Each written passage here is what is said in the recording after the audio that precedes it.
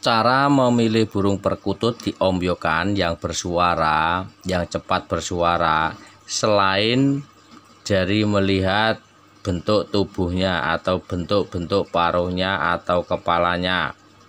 Nah, ini ada tips sedikit untuk kawan-kawan semua. Bagaimana caranya?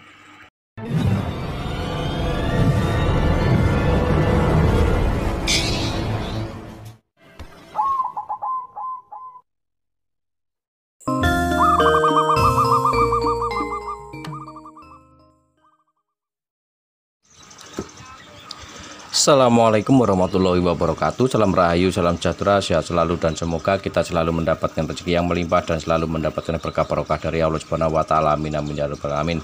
Baik kawan, selamat datang dan selamat berjumpa kembali di Wandi Cukreng yang selalu mengajak sinau bareng.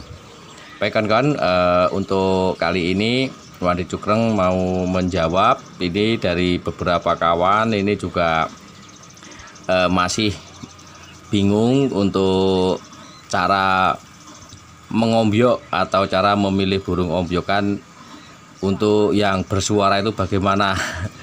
Ya, banyak yang dipertanyakan, masih kawan-kawan yang masih bertanya di WA atau di kolom komentar yang video yang lalu-lalu juga masih banyak yang bertanya.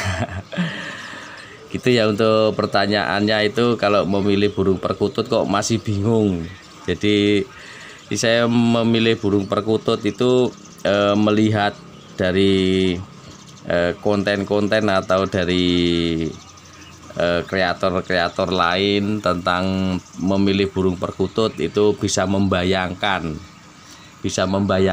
tapi setelah melihat di ombyokan atau setelah di depan ombyokan perkutut itu bingung. Jadi keluh kesahnya itu setelah di depan ombyokan atau mau memilih burung perkutut di ombyokan itu, setelah di depan ombyokan itu bingung yang mau dipilih itu yang mana. Nah, itu sama seperti dulu waktu saya juga pertama memilih burung perkutut, waktu di ombyokan itu juga bingung, walaupun dikit-dikit seperti apa dan seperti apa yang bagus atau yang diprediksi nantinya bisa bersuara ataukah yang mana ya. Itu tetap kalau awal-awalnya kalau belum terbiasa, belum sering diombyokan atau melihat yang ciri-cirinya seperti apa yang bagus itu, nah itu masih pasti di depan ombyokan pasti bingung, karena burung perkutut itu di ombyokan itu biasanya itu sama yang dibayangkan atau yang diceritakan atau yang ditutorialkan dari kreator-kreator atau yang dari mana lah yang ngasih contohnya seperti ini, tapi setelah diombyokan bingung karena rata-rata hampir sama yang ditutorialkan atau yang dibilangnya seperti ini paruhnya ataukah kepalanya seperti yang lain-lain ini itu. Nah, nanti diombyokan pasti bingung. Nah, ini bagaimana untuk supaya bisa untuk prediksinya ini 85% atau 90%, bahkan bisa 100% itu benar tuh yang bagaimana. Jadi ini di sini untuk Wandi Cukreng mau memberi tips sedikit aja lah, tips sedikit yang paling gampang dan paling bisa diterapkan. Selain dari ciri-ciri fisik atau ciri-ciri paruhnya ataukah ciri-ciri matanya atau kepalanya ataukah lehernya, nah itu nanti bisa dipraktekkan bagaimana ciri-cirinya. Soalnya kalau yang berciri-ciri fisik ini khusus untuk yang anggungan ya kawan-kawan ya, khusus untuk yang anggungan. Kalau yang katurangan itu beda lagi cara memilihnya, sudah pernah Wandi Jugreng bahas juga khusus yang di anggungan. Karena kalau untuk memelihara burung perkutut itu ada beberapa tipe ya, tipe apa ya. Jadi intinya gini, maksudnya memelihara burung perkutut itu tergantung dari hatinya, niatnya, apakah yang berkaturangan ataukah yang anggungan, ataukah yang mau lagi belajar. Maksudnya belajar itu belum tahu mana mau anggungan ataukah mau yang katurangan. Itu nanti masih bisa mengikuti berjalannya waktu dan mengikuti dengan jalannya proses. Jadi kalau yang khusus yang anggungan ini kan kawan ya, untuk di anggungan itu kalau memilih burung perkutut yang nantinya bersuara ataukah yang nantinya bisa manggung, nah itu alangkah baiknya dipilihlah yang selain yang ini ya. Kalau yang untuk segi fisik kan udah pernah dibahas berkali-kali, itu pilihlah yang sehat tentunya, terus yang jantan tentunya, terus yang berkepala seperti jambinom. Nah, jambinom itu juga kalau yang belum paham juga bingung, itu sudah pernah Wandi Jugreng bahas yang untuk bentuk-bentuk kepala, bentuk-bentuk kepala perkutut. Dan untuk paruh, nah paruhnya itu yang seperti apa. Nah, soalnya untuk bentuk-bentuk paruh juga sudah pernah dibahas di video-video yang lalu. Itu perkutut yang bagus ya paruhnya yang untuk apa ya namanya itu, pangkalnya itu agak membesar. Itu masih banyak lagi untuk ciri-cirinya, ataukah lehernya yang besar ataukah yang panjang, kan begitu. Jadi untuk intinya memilih burung perkutut itu selain dari bentuk badan atau bentuknya, itu kalau untuk bentuk-bentuk kan pasti bingung. Jadi intinya gini, nggak usah panjang lebar. Jadi yang paling simpel itu pilihlah yang bersuara saat diombyokan atau yang sudah bunyi diombyokan, walaupun itu bunyinya cuma ngik ataukah bunyinya itu apa ya, yang cuman hirkik, itu ambil saja. Karena itu juga nantinya kalau sudah dipelihara atau sudah dirawat, itu suara itu kemungkinan bisa berubah, karena waktu diombyokan itu belum menyesuaikan atau belum apa ya namanya, belum istilahnya untuk fisiknya atau untuk staminanya belum benar-benar sehat. Tapi untuk menunjukkan karakternya atau untuk mentalnya yang mau bunyi diombyokan, itu sudah jelas, itu mentalnya sudah bagus untuk manggungnya. Syukur-syukur sudah bisa bersuara gede ataukah ngebas ataukah yang lantang. Nah itu juga ada juga. Nah itu satu untuk ciri-cirinya, tipnya. Jadi carilah yang sudah bersuara di saat diombyokan. Itu kalau masih bingung saat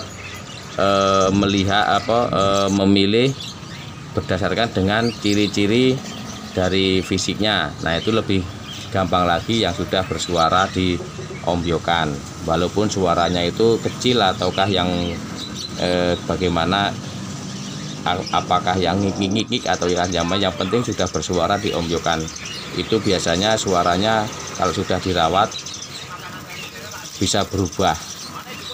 Nah terus bagaimana untuk cara memilih biar supaya mau bersuara? Nah ada lagi caranya. Contohnya ini masih banyak yang dilakukan kawan-kawan, itu sudah benar. Putar suara anggungan, ataukah lewat HP ataukah lewat mana yang pakai MP3 suara anggungan. Nah, dan untuk anggungan pun juga tidak semua burung anggungan yang di MP3 ataukah yang suara-suara anggungan itu semuanya bisa dipakai untuk memancing, karena untuk makna dari pemancingan suara itu beda-beda. Contohnya seperti orang berbicara ataukah orang mengeluarkan suaranya kan beda-beda. Ada yang maknanya memanggil, ataukah ada yang mengobrol, ataukah ada yang minta tolong, ataukah yang mana itu kan belum tahu. Jadi cari enggak satu suara burung, bisa diganti-ganti. Kalau mau pakai di suara YouTube masih bisa untuk diganti-ganti suaranya. Nanti mana yang bisa memancing burung perkutut yang diombyokan itu. Dan untuk suaranya tidak harus kencang. Untuk suara pancingan itu tidak harus kencang, pelan pun bisa. Karena apa kok pelan pun bisa? Karena pancingan dari burung perkutut, suara burung perkutut, kalau memang sudah istilahnya untuk segi segi warna suaranya atau maknanya, kalau memang itu udah ada kandungan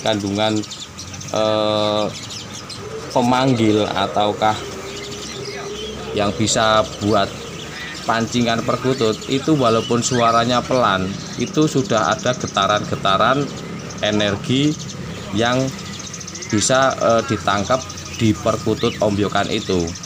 Nah, contohnya kita sendiri kalau mau punya punya perkutut punya sendiri di rumah yang sudah bunyi ataukah yang belum, itu coba dipancing pakai suara burung perkutut itu nggak usah kencang, pelan. Itu nanti juga ada yang nyaut walaupun burungnya itu jauh.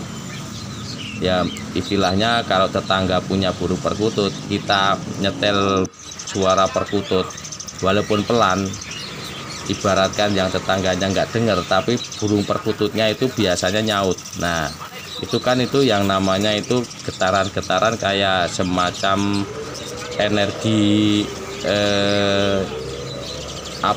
ultra yang di burung itu ada juga seperti peluit yang buat memanggil burung, yang biasanya buat ultrasonik apalah, kurang lebihnya begitu kan kawan ya.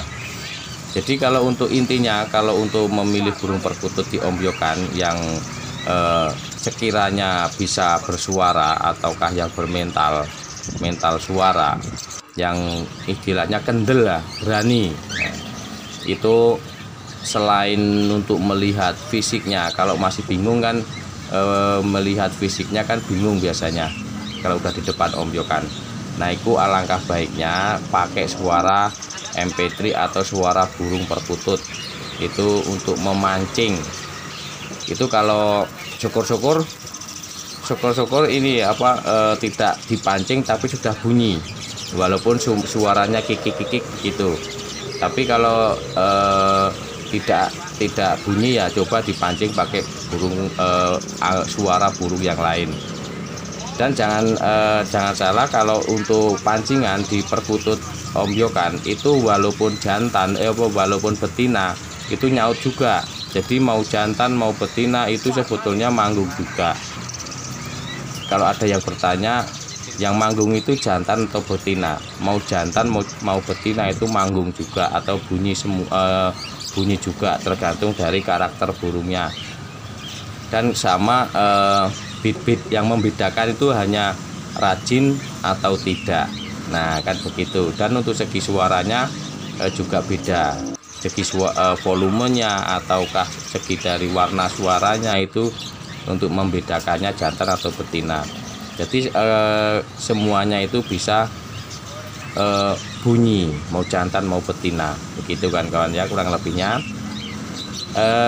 Dan mudah-mudahan bermanfaat ya kawan-kawan. Dan mau saya akhiri, kalau ada kata-kata kurang berkenan di hati saya mohon maaf. Kalau ada yang mau bersyarat kritik, mau berbagi pengalaman yang lain, bisa ditulis di kolom komentar. Dan kalau ada yang mau mengoreksi silahkan untuk mengoreksi. Dan saya akhiri, assalamualaikum warahmatullahi wabarakatuh.